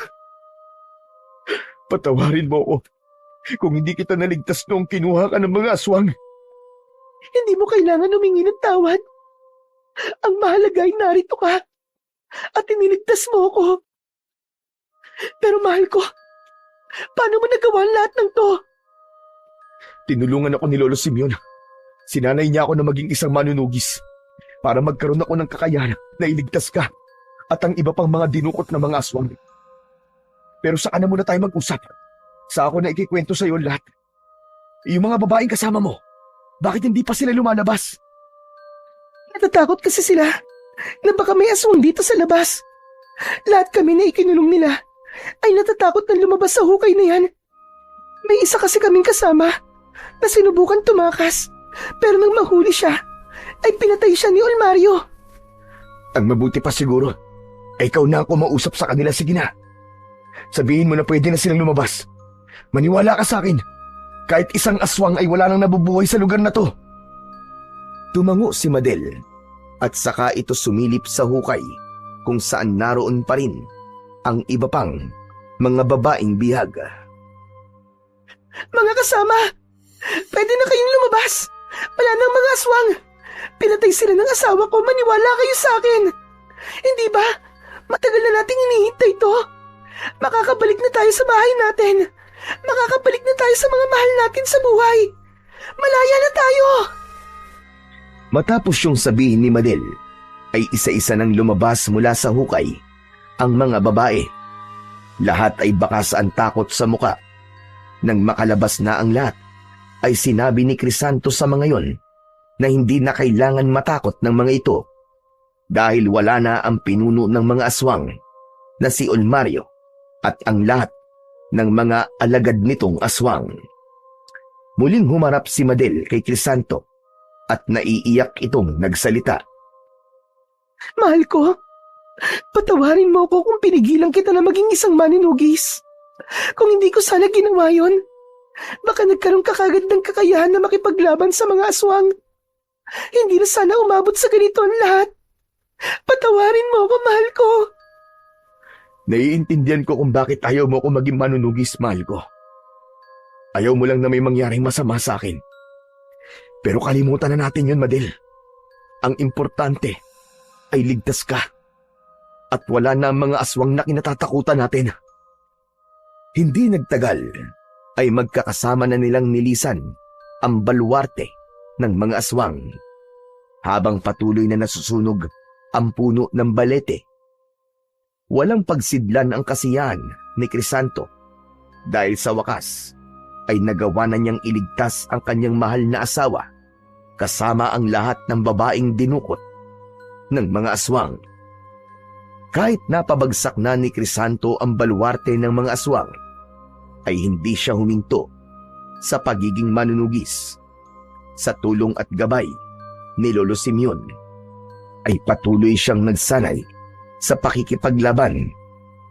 Bukod doon, ay tinuruan din siya ni Lolo Simeon sa paggamit ng iba't ibang uri ng mga agimat. Mas lalong ginanahan si Crisanto sa kanyang ginagawa dahil ramdam na ramdam niya ang matinding pagsuporta sa kanya ng kanyang asawa na si Madel. Natutunan nitong makinig sa opinyon at desisyon niya sa lahat ng bagay. Dahil doon ay mas naging buo ang kanyang loob at mas naging matibay ang paniniwala ni Crisanto na sa oras na muling sumulpot ang panganib ay kaya niya nang ipagtanggol at protektahan ang kanyang sarili at ang mga taong mahalaga sa kanya.